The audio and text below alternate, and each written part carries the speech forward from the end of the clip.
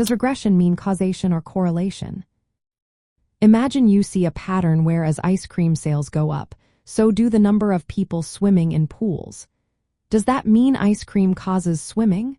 Not necessarily.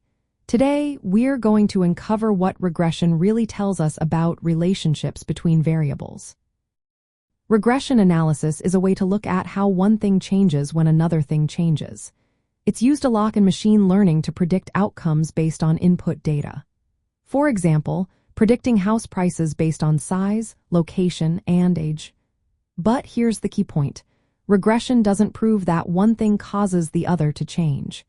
It only shows that they tend to move together. Correlation measures how closely two variables move in sync. If they go up and down together, they are correlated. But correlation doesn't tell us if one causes the other. Maybe both are influenced by a third factor. For example, both ice cream sales and swimming increase during hot weather, but hot weather doesn't cause ice cream sales directly. It's just a common factor. Regression models try to predict one variable from others. They find relationships that can be useful for making guesses or forecasts. But just because a model shows a strong link doesn't mean changing one variable will change the other. For instance, a regression might predict that larger houses sell for more money. But that doesn't mean making a house bigger will automatically increase its price. Other factors like location or market demand also play a role. To say that one thing causes another based on regression, you need more than just the numbers. You need a solid reason to believe in causality.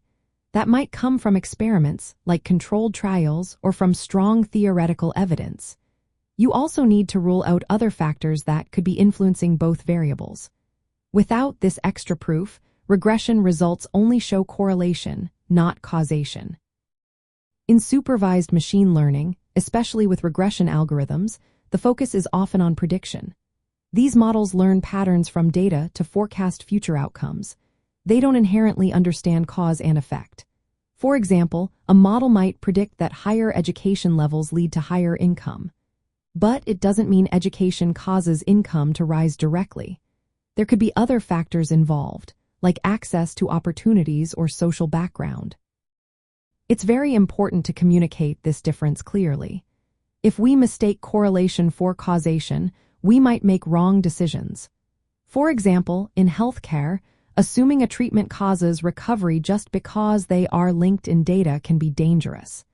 Ethical use of machine learning means understanding that models show relationships, not causes.